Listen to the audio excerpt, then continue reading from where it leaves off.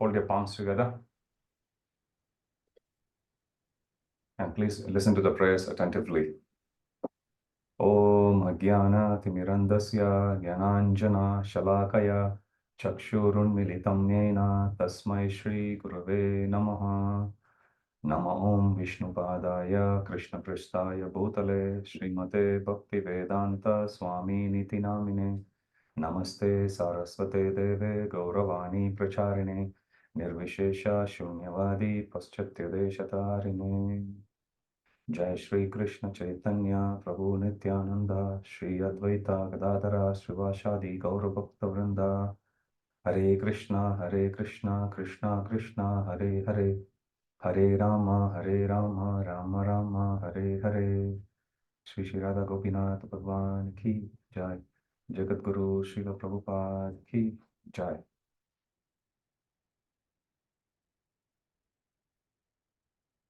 Hare Krishna. Let's chant on beats for some time. Hare Krishna. So please have your beats. You can either pull them out like this, or if you want to place them on your bead bag and still use it for counting, you can do that way as well. Okay, now let's get started. Jai Shri Krishna Chaitanya Prabhu Nityananda Shri Advaita Gadadhara Shivashadi Gaura Bhakta Vrinda.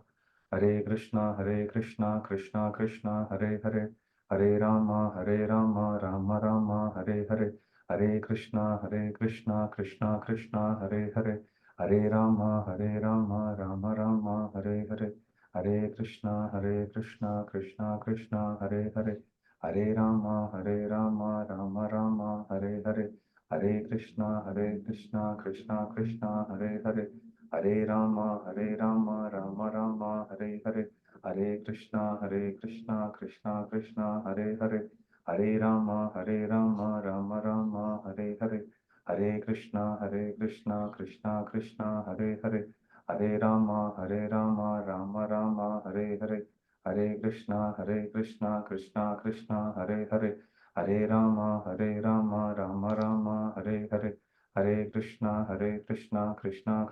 Hare Hare Hare Rama Rama Rama Hare Hare Hare Krishna Krishna Krishna Hare Hare Hare Rama Rama Rama Hare Hare Hare Krishna Krishna Krishna Hare Hare Hare Rama Rama Rama Hare Hare Hare Krishna Krishna Hare Hare Hare Rama Rama Rama Hare Hare Hare Krishna Krishna Hare Hare Hare Rama Rama Rama Hare Hare Hare Krishna Krishna Hare Hare Hare Rama Rama Rama Hare Hare Hare Krishna Krishna Hare Hare Hare Rama Rama Rama Hare Hare Hare Krishna Krishna Hare Hare Hare Rama Rama Rama Hare Hare Hare Krishna Krishna Hare Hare Hare Rama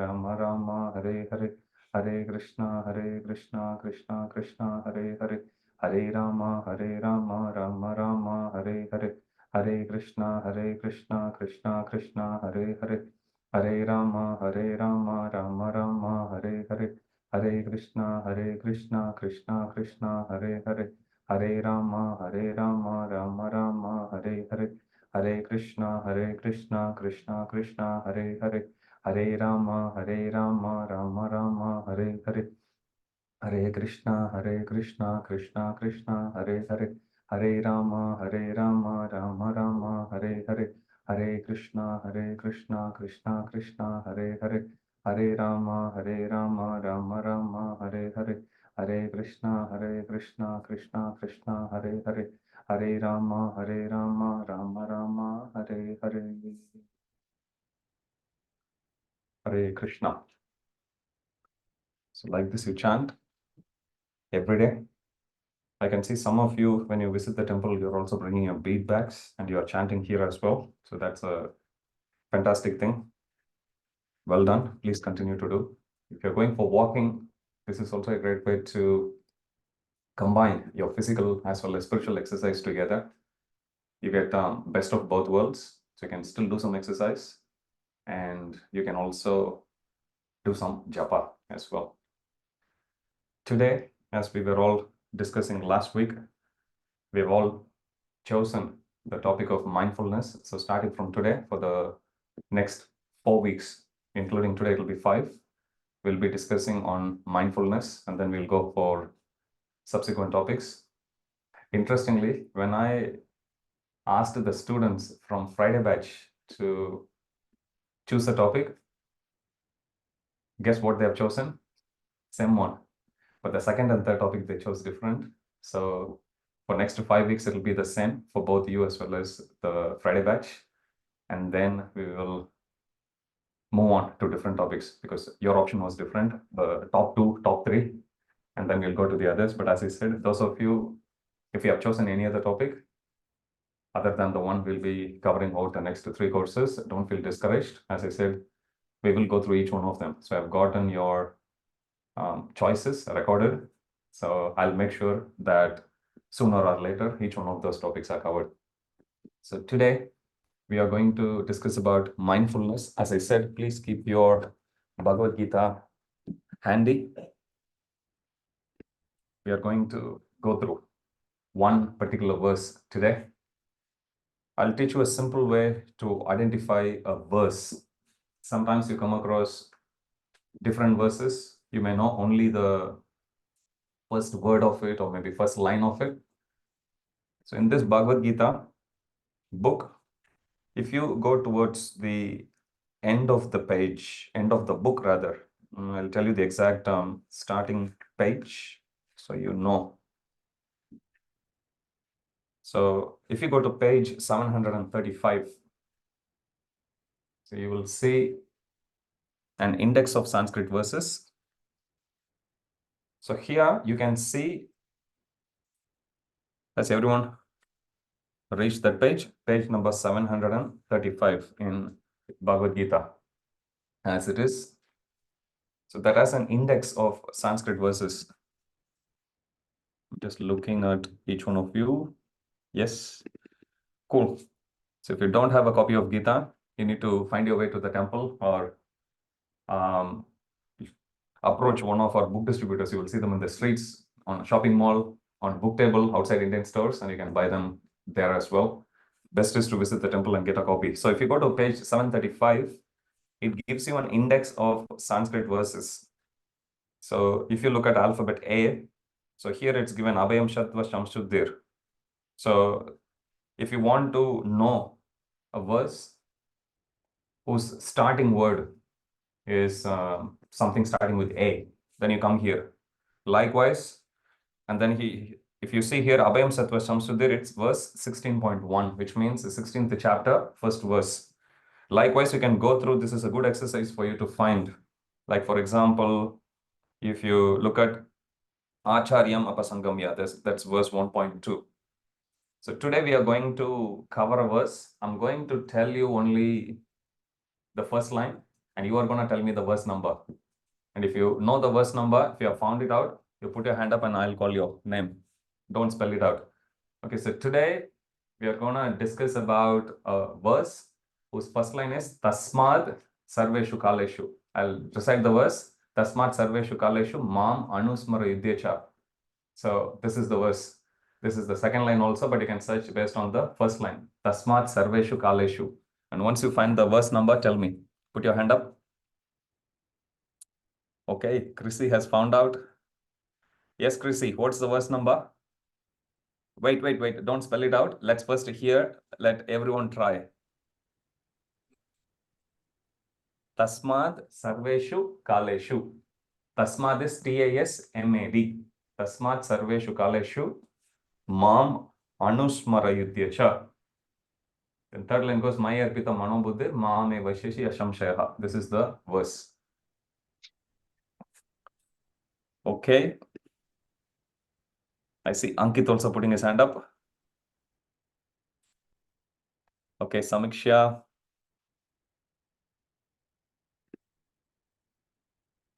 Anusha.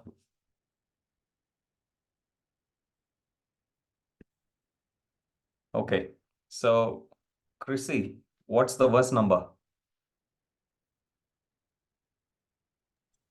I think I made a mistake. I think I only read first line. You said 2 lines, right?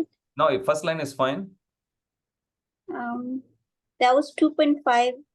Okay. Okay, there's a different verse. Yeah, sorry, sir. 2.30. No. No, 8.7. Tasmad Sarveshu Kaleshu. That's the first line. Yeah, 8.7, I think. Okay, well done. Yeah. Okay, so it's 8.7. Okay, so sometimes in your real life, when you are there around, you watch something, you hear somebody quoting a verse, you always pick few words. You just need the first word and you can come here. So remember, this page is 735. It's given in alphabetical order. That's why if you see, if you go to 735 again, the first verse is from 16th chapter, first verse. Second one, 17th chapter, 12th verse. There are 18 chapters in Bhagavad Gita altogether. So you will see, this is how you're going to find. So every week I'm going to tell you a verse and then you are going to tell me the number and then we'll go. So all of you go to chapter 8, text 7. Who can tell me the page number? If you know the page number, unmute yourself and speak out. It's chapter 8, text 7. Page 351. Okay, Orna, page 351. Well done. So that's the verse for today. So if you look at this verse, so it's a text 7. At the top, you can see the chapter title. It says 8.7, Attaining the Supreme. So Moksha Yoga. So how we reach the Supreme Lord. So this chapter especially discusses about what destination we get depending on our consciousness at the time of death and what should we do at the time of death. So that's why this whole chapter prepares one how to make their consciousness developed. So when they quit the body, they can go to a higher destination. So Krishna gives very specific conditions there, but then towards the end of the chapter, Krishna says, however, for devotees, they don't need to bother about anything. And Krishna says, if you simply focus on doing your service for me, you will come to the spiritual world. So you can read at least the translation of each of the verse. But today, let's focus on this one verse. It's chapter 8, text 7. If you know Hindi or Devanagari Lipi or Sanskrit, so this is the script that's there. I don't know that. I can slowly read in slow motion. I usually go for the transliteration, which is the next one, where it is given the same pronunciation but in English. Okay, that's transliteration. So it's given Tasmad Sarveshu Kaleshu Mam Anusmara Yudhyacha Mai Arpita Mano Buddhir Mam Evaishashi Ashamshaya. Bhagavad Gita, you can recite these verses in so many different ways. So today I'm going to teach you a certain chanda, certain meter. If you learn this, you can read 99% of Bhagavad Gita verses effortlessly. Okay, we'll be repeating it every week, but slowly you will pick up. You can sing this in so many different ways. Tasmat sarveshu kaleshu ma manushmara yudhyacha mai arpita mano buddhir ma me vaishesya shamshayah. So you can read that, sing that way also. Tasmat sarveshu kaleshu ma manushmara yudhyacha mai arpita mano buddhir ma me vaishesya shamshayah. Like that. So you can sing in different tunes, but you go with this Anustup Chanda. It's given Tasmat Sarveshu Kaleshu Ma Manushmara Yudhyacha Mai Arpita Mano Buddhir Ma Me Vaisheshya Shamshaya. So you can recite it slowly. Somebody had asked for the audio book of Bhagavad Gita. I'll be sharing with you the file. If I can't, if the file is too long to be sent through WhatsApp, then I'll upload in Google Drive and I'll email you the link. So you can check your email, but I'll let you know in WhatsApp group. So this is also one service you all can do. You all have the verses in English. So you can practice one chapter, record it, and you can release it in the WhatsApp group. So others also can play. And the more you hear, more auspicious your life becomes. More you can also hear, more you can learn. more you will remember also. So this is also one service. All of you can try.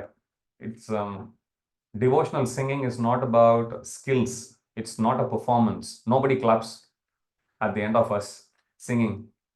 So here we sing as an offering to Krishna. So we try our best to master whatever love that we have for Krishna and we sing it as nicely as possible. If we try our best, Krishna will be happy. He'll be satisfied with that. So let's go to this verse now. So Tasmat Sarveshu Kaleshu. If you look at the next paragraph, it gives about word-to-word translation. So Tasmat means therefore. Sarveshu means or at all. Kaleshu times, which means Tasmat Sarveshu Kaleshu means therefore at all times. That's what it means. Mam means me. Whenever you come across this capital M, that refers to Krishna himself. Okay, so here, Mam here refers to me. So Krishna is saying, therefore, at all times, think of me. Mam Anusmara. Anusmara means go on remembering. So Krishna is saying, Tasmad, always, Sarveshu. Tasmad, Sarveshu means all the time. Kaleshu means time. Mam, me. Anusmara, remember. Yudhyacha, at the same time, you also carry on with your duty of fighting. That's what Krishna is saying to Arjuna. Now, for Arjuna, because he's a military man, he's an archer. So, in his case, Krishna is saying, you go on fighting. But in our case, we may be students. That means, Tasmat Sarveshu Kaleshu, Mam Anushmara, Yudhyacha means, here for us, instead of fighting, for us, it will be to study, for example, or to work, or to sing, or to recreate, or to be entertained. So everything that we do in life, we have to do.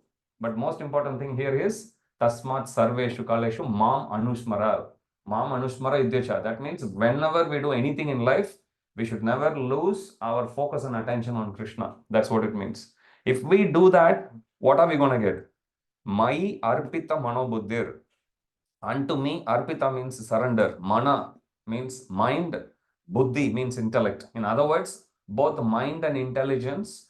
In this way, if you go on doing your duty, remembering me, engaging your mind and intelligence to think about me, then what is Krishna saying? Mam, again, unto me, eva means surely or certainly. Mam eva shashi, you will attain asamshayaha, beyond doubt. In other words, Krishna is saying, if you go on doing your duty at the same time remembering me, in fact, it's the other way around. Krishna is saying, Tasmat Sarveshu Kaleshu Mam Anushmara Yudhyacha. First, we have to remember Krishna and then we have to do our duty. Okay, so Krishna specifically puts remembrance of his own self in the beginning. So we have to first think of Krishna, which means early in the morning when we wake up, for us, first duty is to offer our respects to Krishna because we go to bed. Going to bed is within our control. Waking up is not within our control. When we are sleeping, again, we are not in our control. Because in our mind, dreams, so many things happen. We live through the dreams always and going through so much anxiety. And only when you wake up, you will remember, thank God it wasn't real, it was a dream. One of my friends used to tell me, somehow, good dreams always finish prematurely. Bad dreams will persist and make sure that you live through it fully. Have you got that experience in life? You try so hard to do something nice, things will inadvertently go wrong. On the other hand, you try to avoid mistakes, somehow things will always happen to you. You have that experience? All of us have that. So my friend used to say, somehow good dreams will end up prematurely. You'll wake up. Even though you'll feel happy, you would wish that the dream lasted a bit more longer. On the other hand, any bad experiences, you will see somehow the bad dream, the nightmare will persist and it will make you suffer that way. So here Krishna is saying, Tasmat Sarveshu Kaleshu Mam Anushmara Yudhyacha. I'll read the translation. Therefore, Arjuna, actually I can get one of you to read. Ashmita, can you read the verse? Unmute and just read the translation, the one in bold. Sorry, Prabhuji, I have this one. You have in Nepali. That's fine. Samiksha, can you?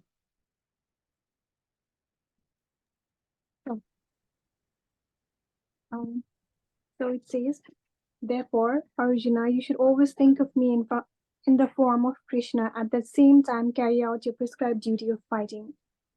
With your activities dedicated to me and your mind and intelligence fixed on me, you will attend me without a doubt. So Krishna here is saying, therefore, Arjuna, you should always think of me in the form of Krishna.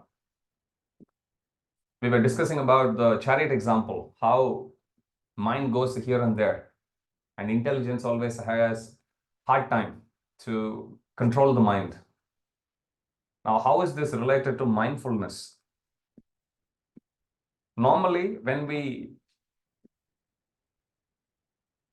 go through some difficulty in lives, it's very hard to put our focus on anything we do. For example, let's say if you have failed in your exam, you would find it very hard to enjoy your favorite delicious food during the time. Physically, you may be eating, but you won't be tasting it fully. Gotten that experience? And that can be any experience, any negative experience. We go through that during the whole day, or sometime you may be very busy. All you have is just 5 minutes. You have to quickly finish your lunch. You'll try to gulp.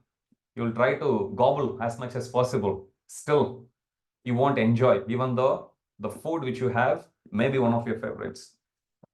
Our life is also like that.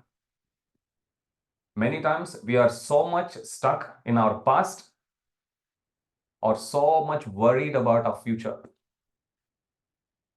It is said that mind always delves on 3 different experiences, 3 different types of experiences: past, future, sometimes present.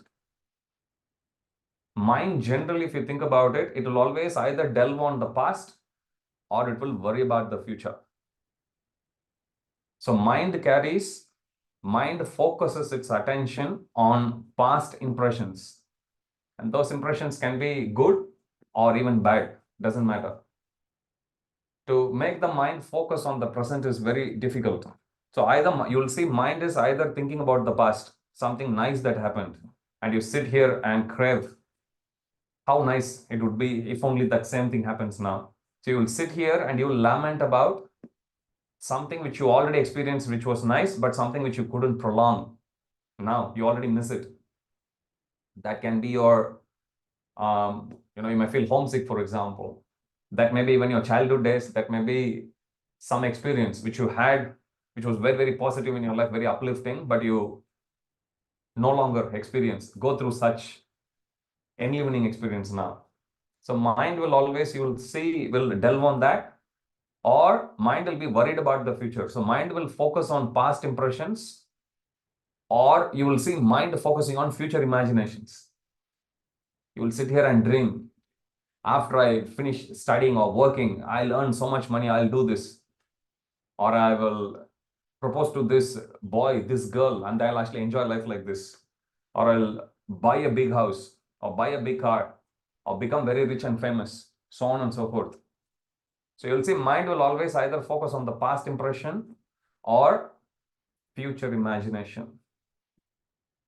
Now, it will be nice if the mind can think of only positive things, but usually mind doesn't. In fact, mind has a very special fetish to be hooked on to negative experiences. If somebody has insulted you, let's say you go to a party, someone's home, someone's birthday party, you sit and you celebrate, cut the cake, for some music you may dance, you'll even enjoy food. And the whole experience may last for 4-5 hours. But during that whole experience which you went through, there may be just one small negative experience, let's say just for 5 seconds. That 5 seconds experience will come and it will gobble up your whole evening. It will start to eat even after you go home, in dream, when you wake up at night, or next day morning also. You'll just keep on continuing. So normally, if you see, you need to make a very special effort to retain good memories. Why do you think people take selfies all the time? I'm in temple. I'm taking food. I'm in car. I'm living. I'm breathing. I'm coughing. I'm sneezing. So people want to always register good experiences. Why? Inherently, we all know we are not going to have many good experiences. That's why we want to save it. Have you ever come across people who pull out the phone and take a selfie? I'm sad today. Such a rare occurrence. Let me take one. No. Today I'm feeling a little low. Let me take a photo. No, we feel low all the time. We feel low all the time because, remember, mind is always thinking about the future, putting in a worry. Oh, exam is coming near. Some assignment deadline is coming near. Oh, my house rent payment is coming near. I don't have enough account balance. So on and so forth. Or it will delve on something which you went through negatively in the past. Mindfulness is about ignoring the past, ignoring the future. That doesn't mean you cannot plan for the future. That doesn't mean you cannot take lessons from the past and experience from the past. Definitely, they all have their value. They all carry a certain wealth, so to speak, in your experience. They all carry certain importance in your life, definitely. Whatever we experienced in the past and whatever we think we are going to experience in future. Like, for example, planning something for future, which is really good. So definitely we need to imagine. Definitely we need to contemplate about future, not about it.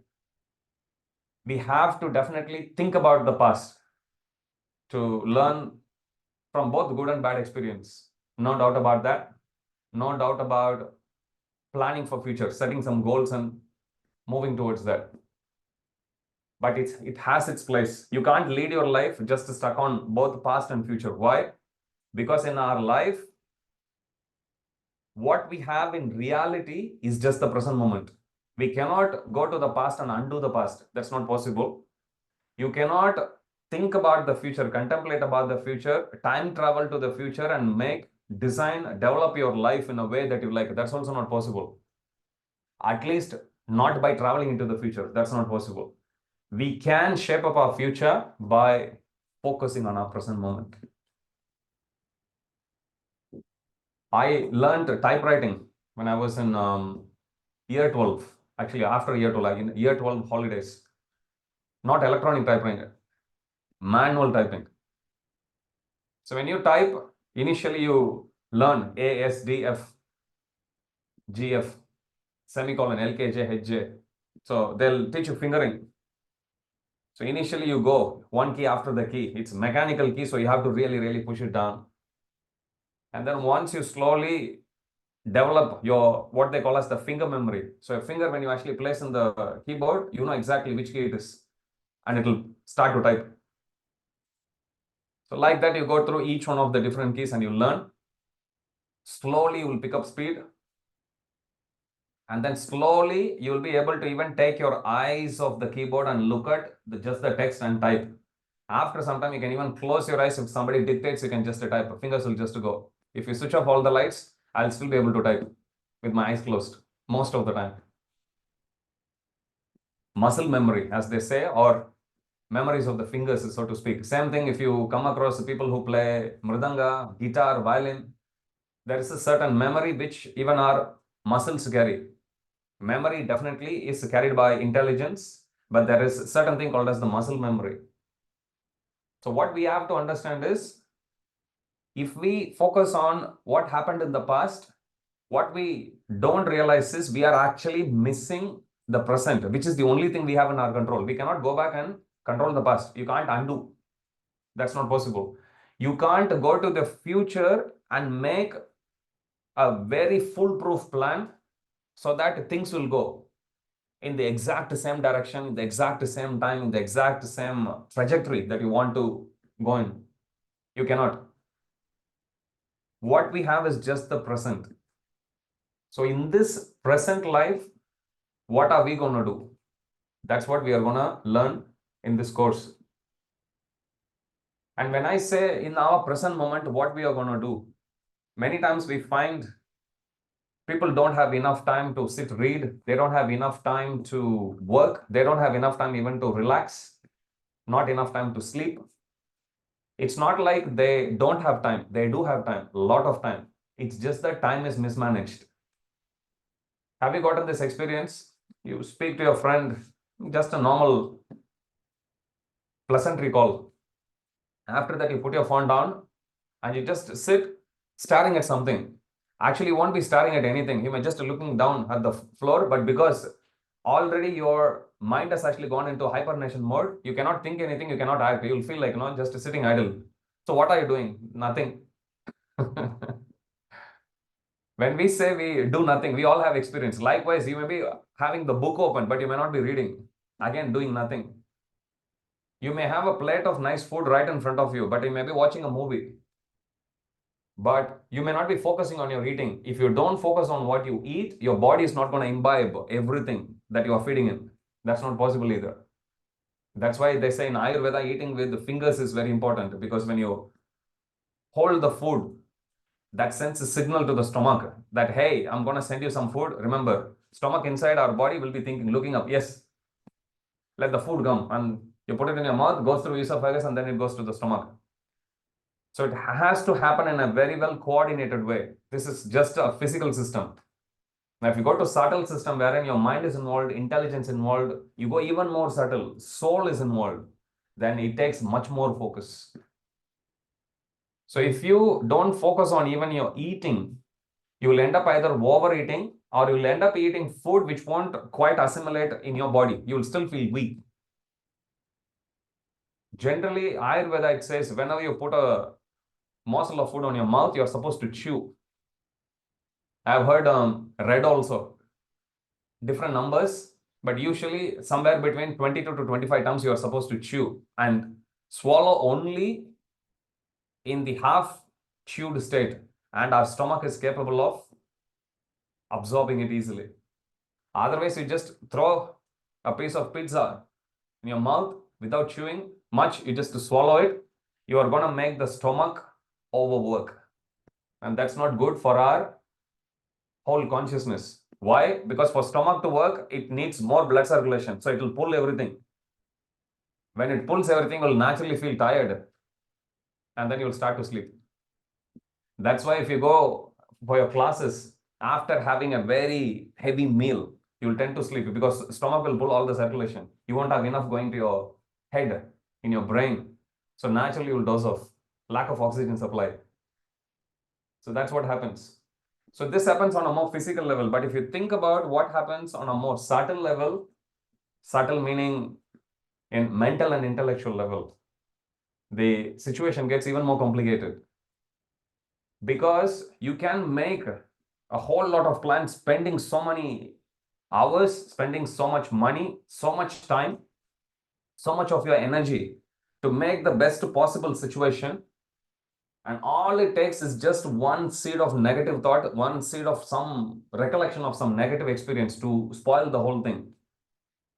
Spoiling means it takes away all your current time. Mindfulness means to push back on the past. We still learn, but once the lesson is learned, the experience has done its job already. There's no point in delving more on that. Throw it away.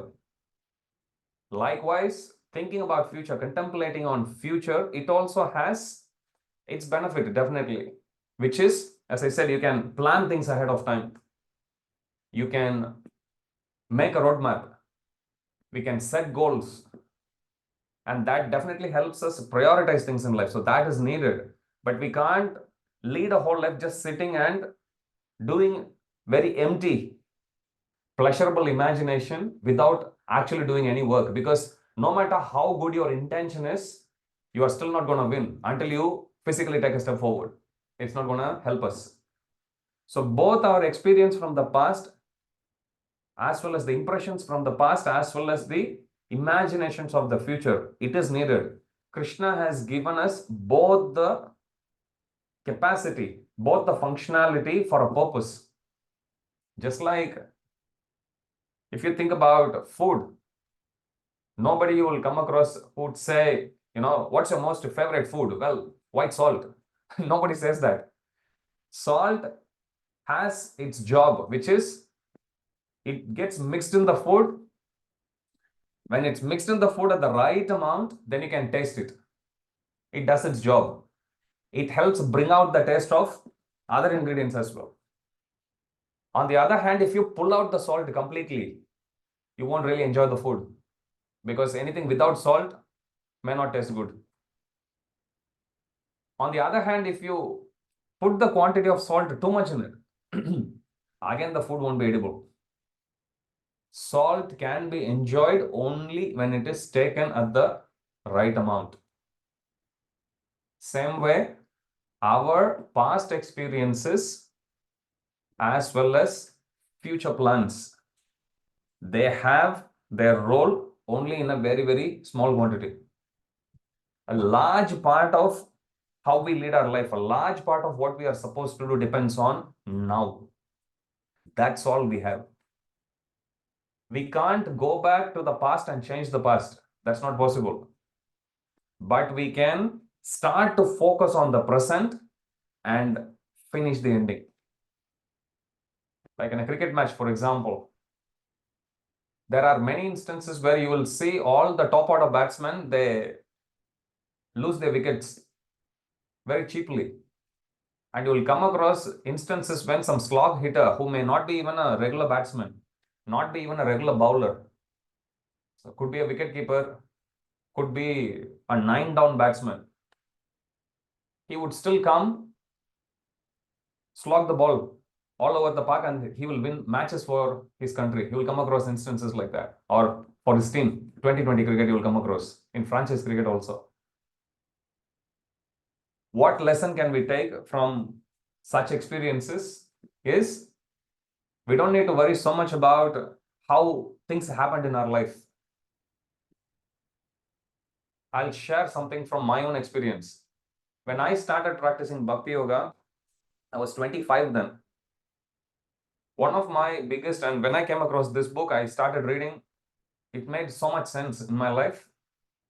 And I started to, sometimes I would think, geez, if only if I have started reading this book, if only I had gotten hold of this book 10 years before, when I was like 15 or something, my life would have been so different. I would have led my life in a much different way. Most importantly, I wouldn't have done so many stupid mistakes which I did in my life. Now, some of you may be thinking also that way. I was feeling that way. I remember one day I came to the temple and I was praying to Gopinath, Radha Gopinath in our temple. And at that time, Radha Gopinath gave me one small realization that whatever I had gone through in my past, it doesn't matter. What matters is I am right here in front of Radha Gopinath. And by coming to the shelter of Radha Gopinath, they had made everything auspicious in the past. In other words, if I had to go through so many things in my life to come to this proper conclusion, which is to surrender to Radha Gopinath, that means I may have done something stupid in the past. I can't go back and do, but Krishna, by entering into my life, he had nullified everything. Does that make sense? If this is what I had to do to come to Bhakti Yoga, so be it. What's the problem? Then I realized this is the power of Krishna. Simply by allowing him to come into your life, you can literally reset your life. Let's go to another verse where Krishna speaks about this particular aspect. Go to, okay, I'll tell you the verse, first line. You go and find out the verse. Sarva dharman parityajya mamekam sharanam vraja aham tvam sarva papebhyo mokshayishyami ma suchaha. So first line goes like Sarva Dharman, Sarva Dharman. That's enough for you to find out. Find out the verse number. If you find out, put your hand up.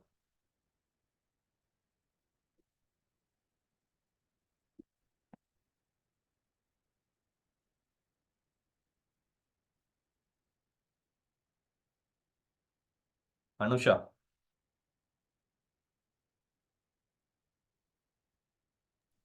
8.12. Sarva Dharman Parityajya. Third word is Sorry, Parityajya. 8.16. 66. 18.66. Ah. See, our senses always cheat us, right? 8.16 to 18.66. Wow. Well done. So 18.66. Bhagavad Gita has 700 verses. This particular verse is considered the conclusion of the entire Gita, which means how can we understand whether someone has really understood Gita, understood the power of Gita, understood the essence of Gita, if they have understood this one particular point or this particular verse. Understanding means following, correct? If somebody says, so you drive your car on the left side of the road, yeah, I understand, means what is a given there is you understood it and you're going to follow. That's what it means. Okay, so understanding Gita means taking that knowledge, making it as part of your value system and following based on that tenet. That's what it means. So this particular verse, Krishna speaks towards the end of Bhagavad Gita. If you look at, go to the last verse of Bhagavad Gita, 1878. Where is Krishna speaking this particular verse? 1866. So towards the end, after this, Krishna will speak only few more verses. Normally, imagine you spoke to your friends or spoke to one of your best friend, on one particular topic for, let's say, 45 minutes. That's how long Krishna spoke Bhagavad Gita to Arjuna. Roughly about 40 to 45 minutes. And you are saying to your friend towards the end of your conversation that, like, okay, let me sum up what I have told you. And then you say, and finally you say, by the way, this is the essence of the summary, and you say something. If a third person has heard that conversation, if he has really understood, he or she really understood your conversation with your friend, they would be able to say, okay, if somebody asks them, so what did they both talk? That third person would be able to say, well, they spoke a lot of things, and by the way, the gist of their conversation is just on this single point. This particular verse is very, very important. So you read the verse. This is 18th chapter, 66. This is page 705. Sarva dharman paritejya mamekam sharanam vraja aham tvam sarva papepyo mokshayishyami ma suchaha. Translation: abandon all varieties of religion and just surrender unto me. We'll go word by word. Sarva dharman. Sarva means all. Dharman means religion. Paritejya means to give up, to abandon, to let it go. Sarva dharman paritejya. You let go of everything. Krishna is telling to Arjuna that, Arjuna, I have already spoken to you on different types of yoga, karma yoga, jnana yoga, ashtanga yoga, so many details. I've given you so much knowledge also, jnana. After speaking everything, Krishna says to Arjuna, Sarva dharman paritejya. By the way, Arjuna, whatever I've told you, forget about all of that. I was just telling that to the whole world through you. Sarva dharman paritejya. Next line is important. Mam ekam sharanam praja. Mam, again, it's me. Krishna is saying, me means not Ghanashyam Govinda. Me here refers to Krishna, okay? Unto me. So you see, Mam, unto me. Ekam, only. See, Krishna demands. Ekam means Krishna says exclusively just surrender unto me, nobody else. Just to me. That's what Krishna is saying. Mam ekam sharanam. Sharanam means surrender. Vraja, go. If you do this, I'll give you one tip when you study Bhagavad Gita, any verse. Whenever Krishna says, you'll always see a verse split into two halves. One half, it's not applicable to every verse, but a major portion of Bhagavad Gita you will come across this way. As I said, this is just one tip. I'll give you a dozen more tips, but understand at this point, it will help you study Bhagavad Gita much more deeply. So here, Krishna, normally if you take a verse has got like 4 parts, 4 lines basically. Here you can see, arranged in 2 lines basically, but you see 4 compartments, 4 parts there. The first 50% of the verse, Krishna will always say what he will do. Or rather, he would say what we are supposed to do. Okay, as Bhakti Yogis, what we are supposed to do, Krishna will speak about it in the first 50% of the verse. Second 50% of the verse, Krishna would say, if we do what he says in the first 50, what Krishna will do to reciprocate us. Okay, you look at this verse. What is Krishna saying? Sarva dharman paritijya. So abandon all varieties of religion. Okay, that's the first. There is like 4 parts to every verse. First part, this is what Krishna is saying. Abandon all varieties of religion. That's 25%. Abandon all varieties of religion and just surrender unto me. That's the 50%, which means as bhakti yogis, we are supposed to give up all other path and simply take exclusive shelter of Krishna. Correct? So we are supposed to do this. Now, if we do this, what will Krishna do? Let's go to the next 50%. What does the third part say? Aham tvam sarva papebhyo. Krishna is saying, if you do this, then Krishna is saying, I will deliver you from all sinful reactions. Do not fear. Understand? So this is Bhagavad Gita is always a team effort. There's us in one side and there's Krishna in the other. So when Krishna gives instructions, he will always tell us, you do this, if you do that, then I will reciprocate you like this. Now let's go back to our current verse. But before I go back, so here Krishna is saying, Aham tvam sarva papebhyo. Just to close that cycle. So in my life, when I came to Bhakti, I was thinking at that time, why did I come so late? I'm already 25. A good portion of my youthful days is gone. If only I had this knowledge, I would have led my life so much more differently, so much more meaningfully. Most importantly, I would have avoided so many mistakes and I could have saved myself from getting into so much trouble. But then when I came to Sri Radha Gopinath, they gave me this understanding, this realization is, don't worry, what's important is now, you are with us. And the day when I actually had that realization, I started to feel very happy. I stopped worrying about why I screwed up the past. But I realized actually, if I had to go through so many things to come to this point, to take their shelter, all glories,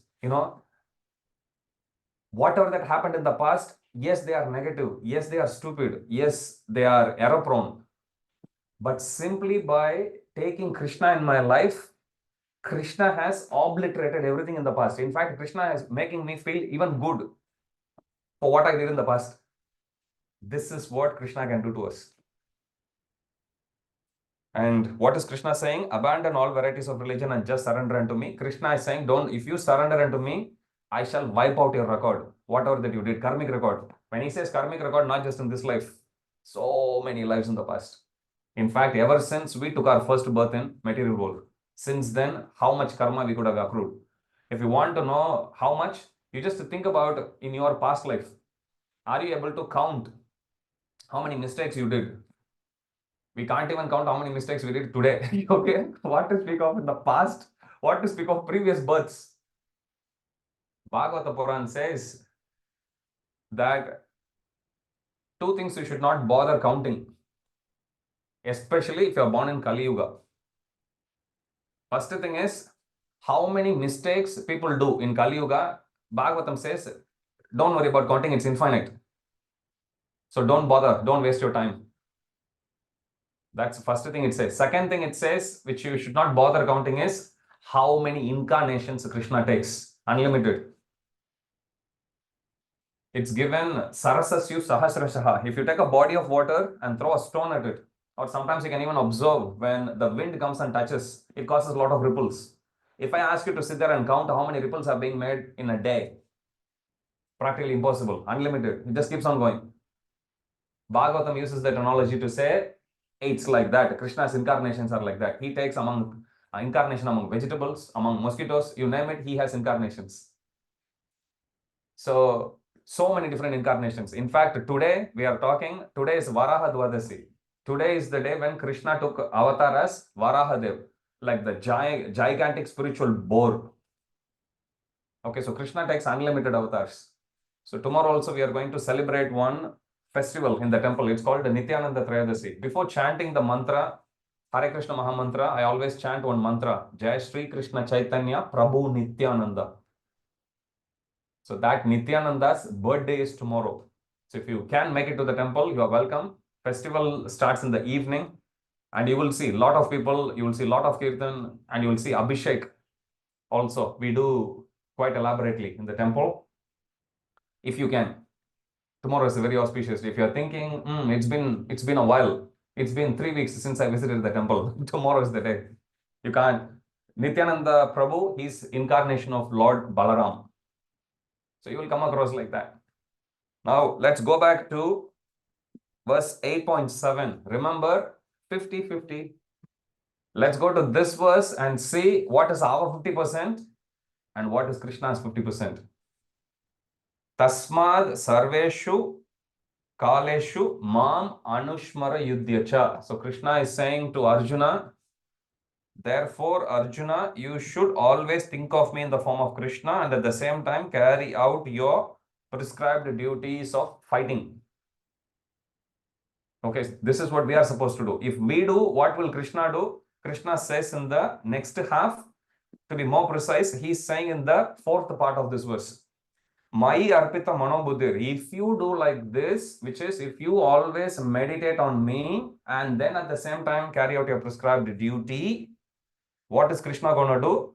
Mameva shashi ashamshayaha. Krishna is saying, I will make sure that you come to me. In other words, Krishna is saying, I will make sure that, or rather, Krishna is saying, he will make sure, to be more clear, that he will take us back to the spiritual world at the end of this life. That's what it means. So Bhagavad Gita is a very personal conversation. You understand this point? Anyone doesn't understand this point about 50-50, which I said? Clear? Show me thumbs up. Okay, cool. Thank you. So when you read Bhagavad Gita, you understand this point. It's a very personal conversation. If you sit there and read, okay, Arjuna faced some problem, you ask anyone, do you know Bhagavad Gita? They say, like, yeah, Arjuna faced some problem, as if we don't. Arjuna went through some trouble and he was confused and Krishna put him back together. And what Krishna said to put him back together, that's Bhagavad Gita. That's a very, very superficial understanding. Krishna is teaching us through Arjuna. Now, why does Krishna chose Arjuna and not, let's say, Duryodhana, who is a bad guy? In Vedic times, especially when a girl is married, you'll see that happening even these days in some villages also, it will be like that. Very traditional families do that still. When the girl is married, then the girl will be accompanied by the girl's brothers, cousins to her husband's home. And then her in-laws, especially mother-in-law, will also follow the etiquette, knowing very well that the girl has come from someone else's family. She's also like my daughter and I have to take care of her. But initially, when the relationship is not fully established, to the extent that mother-in-law feels comfortable correcting something, which if the daughter-in-law does something wrong, then what the mother-in-law would do is she would call her own daughter, husband's sister, or mother-in-law's own daughter, both are same, and she would correct her, keeping the daughter-in-law as the secondary audience in there. In other words, mother-in-law would correct her daughter, making it audible for not in a negative way, but as the etiquette, because she doesn't want to offend the new girl who has actually come to their family. She understands she is new. That's why I said it happens in Vedic times. I don't know how much it is possible now or how much it's happening now, Vedic times. This is the example that's given by our saintly teachers. So here, mother-in-law won't correct the daughter-in-law directly. Instead, she would correct her own daughter, but the daughter-in-law, being in the presence of that conversation, would understand that she's done something wrong, and that's why mother-in-law is correcting. I have also done this, so I have to be careful. I shouldn't do this to offend her. Now, exactly same scenario in this case of Bhagavad Gita also, wherein Krishna is the mother-in-law and Arjuna is the daughter, and we are the daughter-in-law. We are new. Krishna knows about us, but for us, we don't know. Slowly we are coming. Now, why is this etiquette being followed by mother-in-law? Why can't she correct the daughter-in-law directly? Because the relationship is not fully established, any simple thing she says may actually offend the daughter-in-law very easily, correct? And she may feel hurt. Worst case scenario, she may even go away from the home. However, training has to be given. So mother-in-law chooses someone who she is feeling most comfortable with, whose relationship with her is very strong, who can handle the situation. So same way, Krishna is bringing Arjuna. Krishna is putting Arjuna through difficulty and making Arjuna to go through that confusion. We are normally confused. Arjuna is not normally confused. Arjuna is a very saintly personality. Krishna deliberately confuses him. We'll come to that in some future class. Krishna deliberately confuses Arjuna. Why is Krishna confusing Arjuna? So Arjuna in that confused state can ask questions on behalf of entire humanity. Not just people who were in the past, but forever. Can you imagine even in the confused state, the genius of Arjuna? He put forth all the questions which you, me, even after 5,000 years later have in our life, which even after 5 million years anyone may possibly have. In other words, any question which people can possibly have in their life, Arjuna has already asked in this tiny book. Amazing, right? So Krishna chose Arjuna, put him in that confused state so he can ask on behalf of all of us. So it's a very personal conversation that is happening between Krishna and Arjuna. Now coming back to that final point, why didn't Krishna chose Duryodhan? Imagine if we go to Krishna, Krishna puts us through difficulty. What will we do? At least I was better off without him. We'll run away. Correct? We are very weak in our devotion. So Krishna knows our caliber, quote unquote. So Krishna chose someone who he knows, just like the mother-in-law has that much amount of trust with her own daughter. Similarly, Krishna here, he chooses someone who he knows, can handle, who he knows is close to him. And no matter how much difficulty Krishna puts him through, Arjuna will still continue to stay in the surrendered state. That's why Krishna is teaching us through Arjuna. So every instruction in Bhagavad Gita is like this, very personal, very much applicable even in our day-to-day life. I will give you this exercise in this particular verse, 8.7. The purport is not very big. Actually, we can even read the purport today. So purport, Prabhupada writes, this instruction to Arjuna is very important. So of all this is 8.7. So the verse in Sanskrit is given in Devanagari Lipi. If you know Hindi also, you can read that. If you don't, you can still read it using the transliteration in English. Tasmad sarveshu kaleshu mam anushmara yudhecha mai arpita manobuddhir mam evaishashi ashamshayaha. Now when to say sa, when to say sha, I'll teach you later, one step at a time.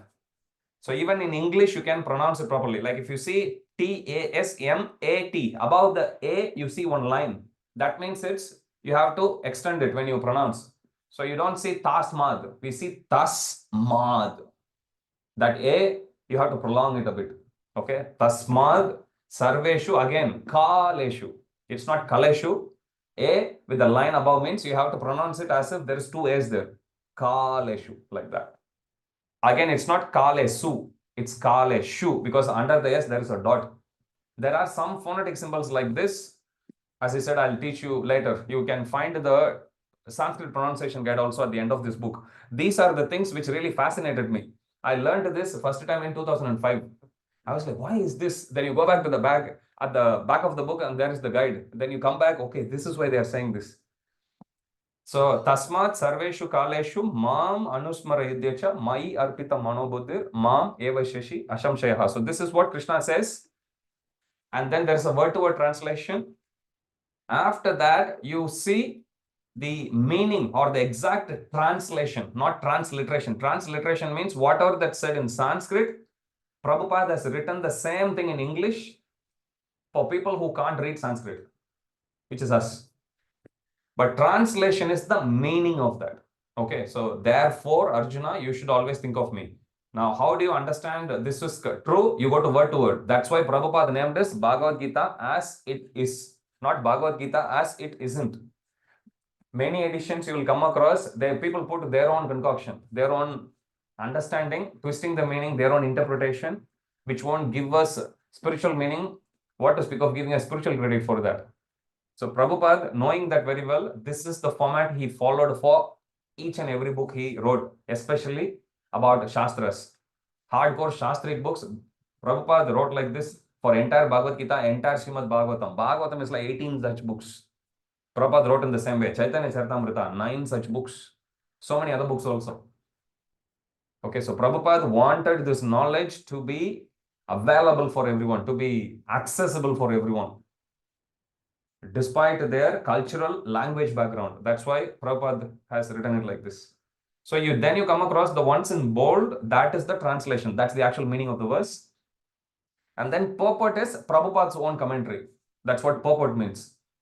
Okay, so I'll read the purport. It's only a few lines. The instructions to Arjuna, this instruction to Arjuna is very important for all men engaged in material activities. All men means all women also. The Lord does not say that one should give up his prescribed duties or engagement. Very important. People always think, I don't want to do my duty. Okay, I'll better become a devotee. No, Krishna doesn't encourage that. You see here, Krishna clearly saying, Tasmat Sarveshu Kaleshu, Mam. Two things Krishna is saying. Anushmara. Yes, Arjuna, you have to think about me. Mam Anushmara Yuddhecha. At the same time, you have to fight. You have to do your duty also. So for us, we may be students, we may be working, we may be housewives, working in home. We may be house husbands working at home. Doesn't matter. We all have our prescribed duties. Now, how do we know what is our prescribed duty? Later discussion. But understand this much, we all know, at least to a certain extent, we all know what our duty is. Like if you are a student, your main duty is to study, obviously. If you're working, yeah, at least how many hours you go to your company to work, you have to do. If you're working part-time as a student, again, you know your duty. And when you come back home, you know your duty as a student. You have to still study, you have to take care of your health, take care of everything, basically. Understand? So this is our prescribed duty. So Krishna is saying, therefore, Arjuna, you should always think of me. That's the spiritual duty. But then there is a material duty also you have to continue to do. Yuddhecha. Mam Anusmara Yuddhecha. Think of me and then you fight both. Understand? So that's what Prabhupada is explaining here. The Lord does not say that one should give up his prescribed duties or engagements. In other words, both spiritual duty and material duty need to go hand in hand with each other. One can continue them and at the same time think of Krishna by chanting Hare Krishna. So even sometimes, people when things go bad, people usually use swear words and you will come across. Instead of that, you can say, even if things go bad, you say Krishna or Hare Krishna. Things go good, then also you say Hare Krishna. That's what Prabhupada is saying. Saying Hare Krishna is also remembering Krishna. Remember, I was telling this example, I think 2-3 weeks ago when we met here. When I say Virat Kohli, when I say Narendra Modi, when I say Taylor Swift, she is here. Billionaire pop star. You remember those images come to you. Sachin Tendulkar, say he is coming. We are not controlling it, but the sound is controlling the memory. Can you understand the connection? Same way, we are saying Hare Krishna. Sound is controlling the memory. We may not realize it fully. That's fine. Over a period of time, you will see that connection going, so much engrossed, so much so that when you say Krishna, you will see your mind completely absorbed in Krishna. When you say Hare, you will see your mind completely absorbed in Srimati Radharani. But one step at a time.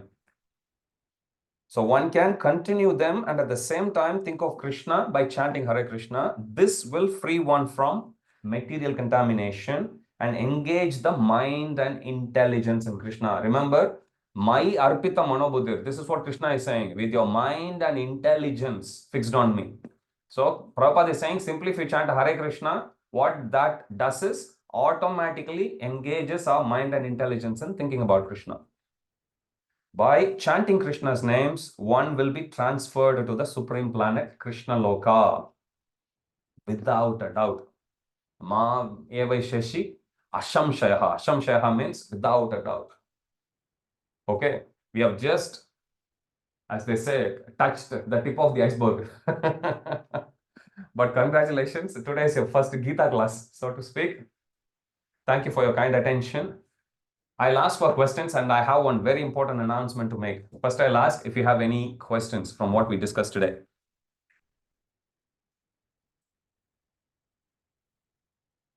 No. Okay.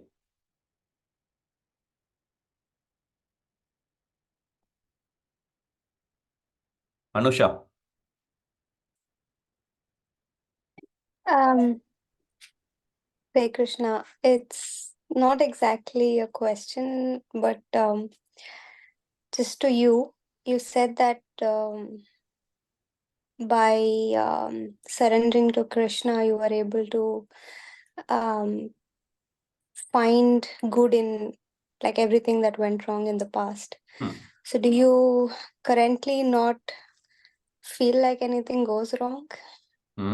Or does things not go wrong right now, or do you see everything differently now? Very good question. So whatever that happened in the past, understanding that I have taken shelter of Krishna made me feel good about the past. What about if there are any bad things that happen now? How do I see it? When I say we take shelter of Krishna, when we say Hare Krishna, the meaning of Hare Krishna Mahamantra is, "Oh my Lord, oh energy of the Lord, please engage me in your service." Oh my Lord here refers to Krishna in Hare Krishna. Oh energy of Lord here refers to Srimati Radharani. So Srimati Radharani is our eternal mother. So the moment we come and take shelter of Sri Radha Gopinath by chanting Hare Krishna, you can be in your home, but when you chant Hare Krishna, this is what you are doing basically. You are offering the meaning of this prayer is, "Oh Srimati Radharani, oh Krishna, please engage me in your service." That's the meaning. Whether we realize or not, that's the meaning, and they accept in that meaning your prayers and they reciprocate with you. So once we put that prayer to them, from that point onwards, Srimati Radharani and Krishna, they control our lives. Which means whatever that happens in our life, now whether all of you realize or not, when I say I took shelter, doesn't mean just because I'm a monk, I took shelter. All of you also have taken shelter in our own different ways. Taking shelter of Krishna doesn't mean you leave your family and then everyone comes joins in the temple. Not like that. You are welcome to, if that's your liking, but that's not what it means. That's not what Krishna says either. If you like, you can, but it's not mandatory. What taking shelter of Krishna means that you connect whatever that you do in life to Krishna. So when you come and take shelter of Krishna, when you chant Hare Krishna, when you offer your prayers to Krishna, what has already started to happen, which you haven't realized and it's too late to go back. I hope you're not scared, all of you, is by offering these prayers, we have already given the control of our life to Krishna. Which means whatever that happened from now on, Krishna himself personally orchestrates. It is said that Krishna has got so many different demigods to do different activities. Like you come across Indra, Chandra.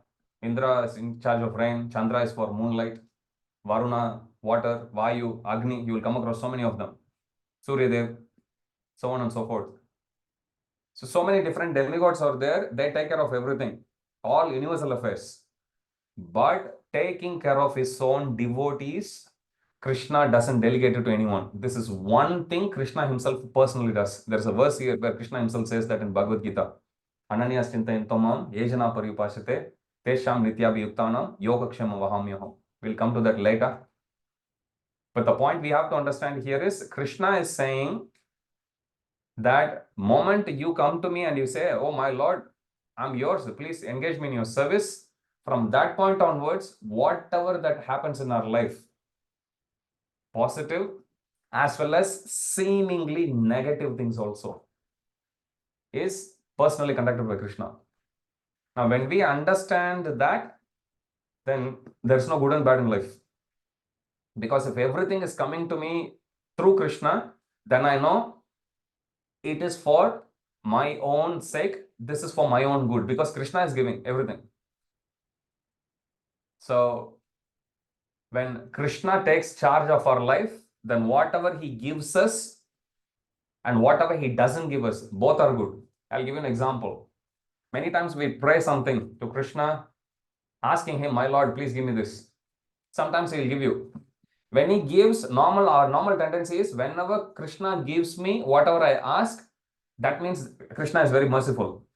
And whenever if I ask something and Krishna is not giving, we feel upset. Natural, we tend to get upset. But that's not a full understanding about Krishna. That's why only by devotional service we can understand fully about Krishna. If I offer a prayer to Krishna, and if Krishna fulfills that prayer, that is his mercy. If I offer a prayer to Krishna asking for something, and if Krishna doesn't give me that, that is his protection. Just like if a small child goes and asks the mother, please give me the knife. Mother won't give the knife immediately or will ever give that to the child. Why? Because the mother knows if she gives the knife to the child, because the child is not mature enough to handle it, so the mother will withhold the knife. When the knife is with the mother, you can actually say on one level, the mother is not being merciful on the child. Is it true? No. Mother is actually very merciful to the child, but that mercy is coming by declining the prayer of the child. So similarly, if we offer our prayers to Krishna asking for something, if he gives us something, that is his mercy. When we offer our prayers to Krishna asking for something, and if he doesn't fulfill that prayer, giving us that, that is his protection. Because Krishna knows that if I fulfill the prayer of this devotee, this is gonna bring something catastrophic in the devotee's life. So then Krishna will withhold. But if we don't have this understanding about Krishna, then yes, we will see positive and negative in life. But in the life of a bhakti yogi, everything is auspicious. Whether Krishna gives what we ask or Krishna is not fulfilling our desires, both are for our own good. Understand? So when we take shelter of Krishna, everything is good. Krishna is all good. So everything that happens in our life is also all good. Okay? Any other question? Okay. Important announcement. Let me bring up the calendar.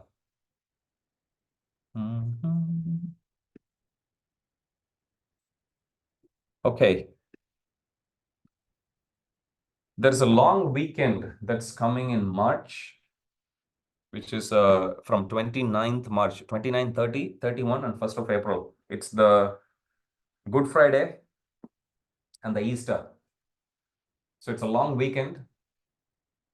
So I asked for a show of hands from Friday batch if they would be interested to come for a 2-day retreat.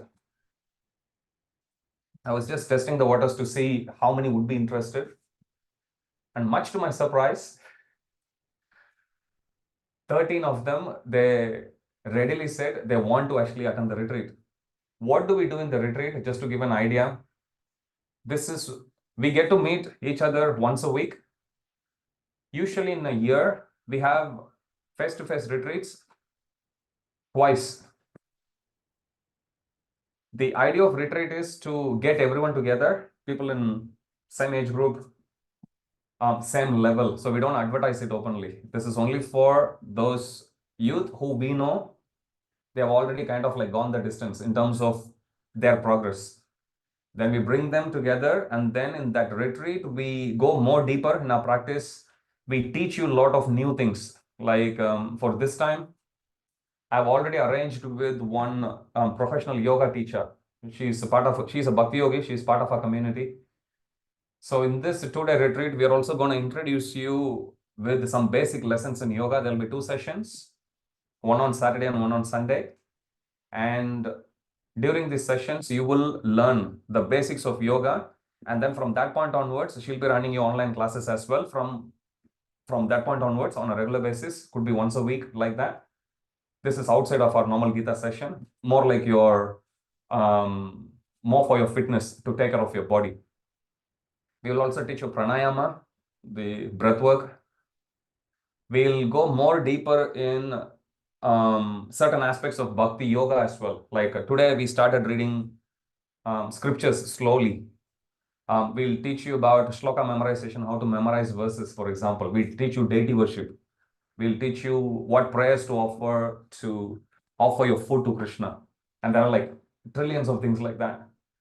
The whole idea of retreats is to train you holistically, both to take care of your soul, your mind, your body, everything. But most important thing is the memories which you will carry. The whole idea, somebody asked me, actually one of my colleagues, yesterday when I was speaking to her, she asked me, so when did you come to Australia? I said in 2003. She was like, 2003? That's a long time. I said, yes. If I look back, slowly my memories of my life in India is fading away. And all I'm getting overwhelmed is my life as a monk now. Whatever that happened in last 11, 12 years, that's more now. Can you imagine in another 10 years how my memories will be? Spiritual memories only. Which means all the bad things, bad memories, any mistakes you did, everything Krishna removes and Krishna gives you a new life like that. So through these retreats, you will get more opportunity. This is exclusively only for youth. Once you get married, attending retreats will get difficult, obviously, because the dynamics is different. You may have kids, for example, difficult. So when you are young, that's why we want to give that opportunity as much as possible. So you come, you can invest yourself, because when you get married, you'll have one other person to take care of, one other mind to deal with, not just your mind. If you think dealing with one mind is difficult, trust me, dealing with two minds is difficult. When you have kids, one kid means three mind, more kids, more mind. Body means trouble. You have to deal with many bodies. Okay, partner's body, child's body, in-laws. Body means trouble, more body means more trouble. Remember all of that. So it's important that first of all, we get properly trained how to take care of ourselves, our health, our mind, our soul. So we can be fully trained like a racehorse. Then wherever we go, you may remain a single rest of your life. You may become a monk or a lady monk. You may get married, doesn't matter. You will carry this wherever you go. If situation changes for some reason, you have to actually move away. Like I have some students who, because of job or something, they have moved to Canada, to US. I'm still in touch with them. They still call me. I speak to them. So I have students in Middle East also, some in India, some in Bangladesh. So I'm still in touch. But then once you go out of this circle, out of this cocoon, you will find it a bit more challenging. That's why we want to train everyone as much as possible, as soon as possible. If you can stay with me rest of your life, no problem. We'll still be meeting once every week. Even once every day also, you can come to temple, no problem. We can have classes. But we don't want to just take care of ourselves. We want to be an ambassador of this wisdom, of this bhakti, which Krishna has mercifully given us. So we can go share it with people. Each one of us have our own circle of influence. We can start with our own friends, families like that. It is said, attack is the best form of defense. Which means if somebody is attacking you, you can defend somehow. But what is better is if you can hit back. Don't do that. But that's how the saying goes. So if you attack, what is included in that is defense as well. Understand? So that's why it said attack is the best form of defense. In other words, rather than having this feeling of self-pity, my friends are all very successful in life. Why am I like this? Others look very fit. Why am I like this? It seems like everyone else except me is having good time in life. Does your mind say that? My mind used to tell me that a lot. Trust me, every mind is like that. It's the same movie. goes on and on and on and on in repeated loop. So through these retreats, we come together, and during the 2 days, so it'll be a full day. We start in the morning at 9 a.m. on Saturday morning.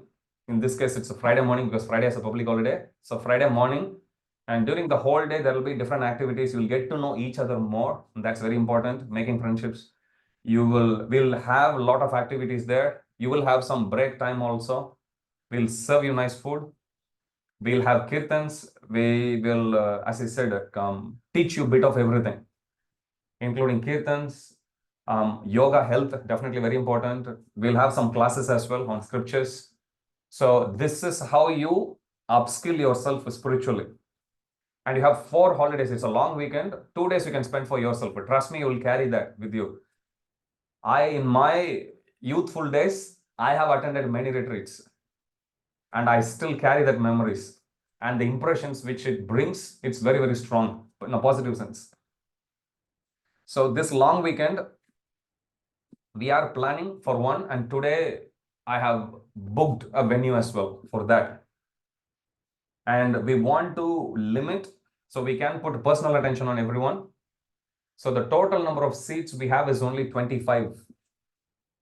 And I deliberately kept it that way. So because I saw between Wednesday and Friday group, actively participating is only that much. There are others who come in and go out. Those of you, if you are watching my recording, no offense meant there. You are still welcome to join. But if I look at both the groups, actively who is actually taking it seriously, it's this bunch who is coming week after week after week. And I want to put some special attention to you so you can go up to the top like a queen. So you can accelerate your progress. Basically, that's the idea of this camps, what we call as the retreats. So we do a lot of activities like that. We do twice in a year. Now you may think I'll skip this, come next, but you don't know what you're missing. Already, if you miss one class, you will feel like, and I keep saying this again and again, attending class online live, you will learn more. Same, if you watch my recording, you won't get the, see, you are putting an effort to block a time for Krishna, right?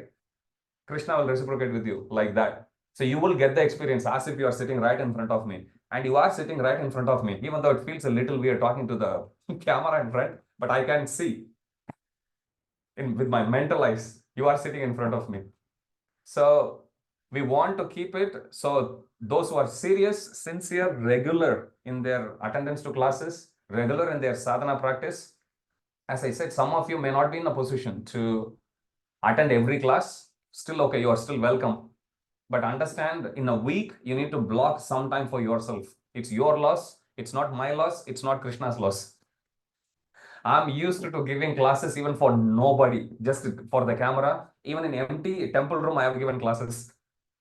So no loss for me. Every time I recite a verse, my memory will get more sharp. So I will stand to gain anyway, no problem. So the whole idea of this retreat is wherein we come together and we practice spirituality together, get that experience and give yourself a chance to feel what it means to be in the association of other bhakti yogis, what it means to be in the company of other fellow yogis, and see what it does. So many things we have tried. Bungee jumping, kayaking. Try this once and see where it goes. Prabhupada says in one place to one of his disciples, he's known as Bhakti Charu Swami Maharaj.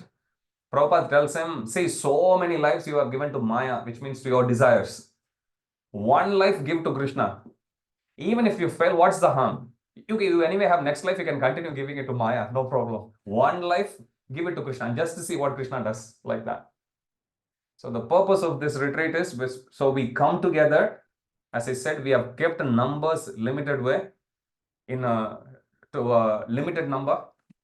So we can put a personal focus, and you can also will get an opportunity, or you can also get an opportunity to associate with everyone, to even put any questions, any challenges, anything which you need guidance in. This is the opportunity.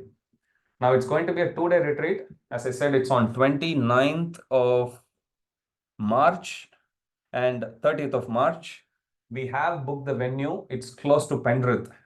Transportation, we'll take care. If you come to the station, or if you don't know how to go to Penrith station, we will again guide you.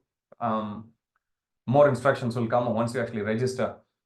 But as I said, seats we have limited. The venue where we are going, actually, it is a big facility. But I specifically chose one for 25 people only. Hall is big, enough for like 100 people. So we'll have like a lot of moving space to do group activities, even for yoga. We need a bit more spacious place. So during these 2 days, that's what we are going to do. We'll do kirtan, we'll do aratis, we'll teach you how to worship Tulasi. We will teach you how to even cook food and offer it to Krishna. Many of us don't know how to cook without onion and garlic. So there'll be some sessions on that. The most important, one of the most important thing is on yoga. As I said, this is your starting point in yoga. You come for these 2 sessions, and then classes will be online. But then from time to time, we'll also be coming together. Whenever we meet in person, we'll try to keep an element of yoga. Otherwise, definitely there'll be one more session when you come end of the year, again, the second retreat. So please take advantage of this opportunity. Whether I was speaking to the coordinator, I've delegated it to one other youth to book the place. And he asked me, what if only 5 people come? I said, even if 2 comes, I'll still go ahead with the retreat. Idea here is to whoever wants to come forward to progress, I want to respect that. So I'll create the opportunity, whether how much you will be inclined to take it, that's up to you. So 29th of March and 30th of March, so it starts at 9 a.m. on Friday morning and goes till about 5 p.m. the next day evening. Don't worry, it won't be classroom session all the time. I have been part of it, like sitting and listening to class like this. In 2 days, you may have like 2 sessions like this, one on each day. Everything else will be different other activities, actually, mixed curricular activities, so to speak. So there is a fee for it. For me to arrange for the food, we don't want to waste it, because if somebody actually says, I will come and I'll pull out, we don't like wasting food. So there is a fees to it. So it's one thing, okay, I've paid it, I will come for it. So you don't get disturbed the last minute.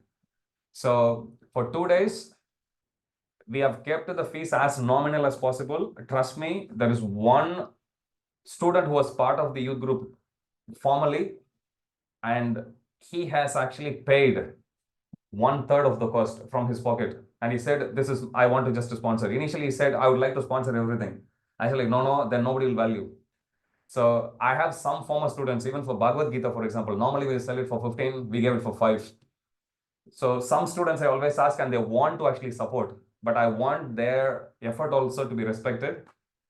So for 2 days, we have kept it as $70. That includes your food, it includes your accommodation, and it includes any transportation that you need to and from Penrith station or anywhere, any other station nearby. If you come in even a different train line, not exactly Penrith, but somewhere nearby, we can still arrange somebody to pick you up and drop you back there. What is also included in this $70, as I said, is your food, your accommodation, whatever lessons you learn, as well as a brand new yoga mat, which you would need, as I said. So we'll provide you with that kit. So yeah, it's a 2-day event. Any questions on that, you can ask me now, if you have any. Otherwise, you can shoot me a message, but I need the confirmation. There is a web link I will actually share with you. If you are interested, you click that link and you pay the cost, and then you can do. If any of you think, oh, $70 I can't do, I need help with the fees, you can contact me. If you think $70 is something you can't afford, you can only pay part of it, or you can't pay at all, but you are still interested to do, contact me. I will see how much is possible, because first to 25, whoever books, I will actually go ahead with that. Even if it's 2 people, I will still go ahead with that. For accommodation, when we stay there, there is a separate accommodation for men and women. As I said, whenever we come together, we do gender separation, definitely, as much as possible. Some activities, like sitting in the same class, that we do. But in terms of where we are seated and everything, we respect that. So just letting you know. So there will be some lady teachers as well to take care of the Matajis. And for the men, it will be me, but the sessions will be still be doing together. I'm just talking more in terms of, some senior figure you need in terms of, you want to be under their care and protection. So in that sense, I've invited one other family, so they'll also be helping us. But at any point of time, we'll always have some senior Mataji Bhakti Yogi who will be there to help you. So that's the plan. Any questions on that?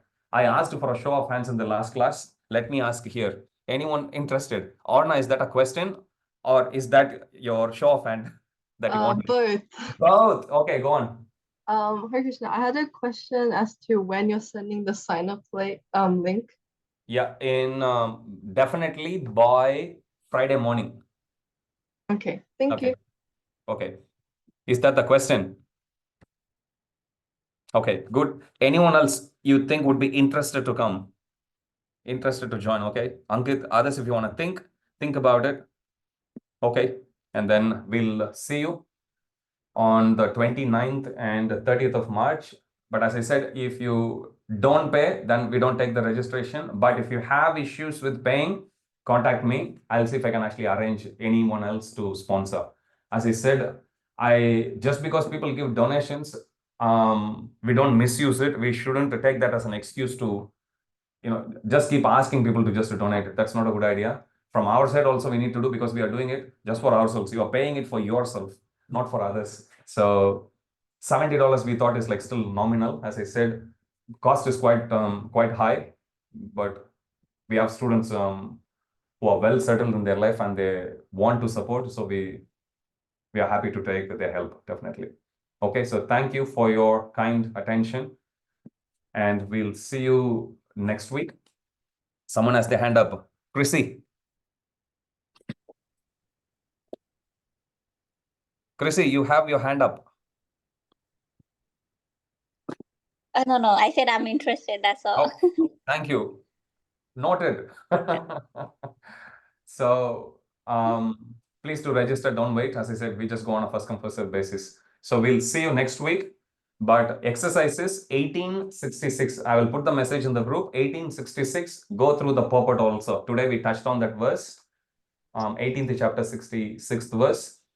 Now, if you have interest to read Bhagavad Gita more, go for it. You don't need to wait for me to cover one verse at a time. You can read. One student texted me asking, is it okay if I actually read ahead of time? Please do, no problem.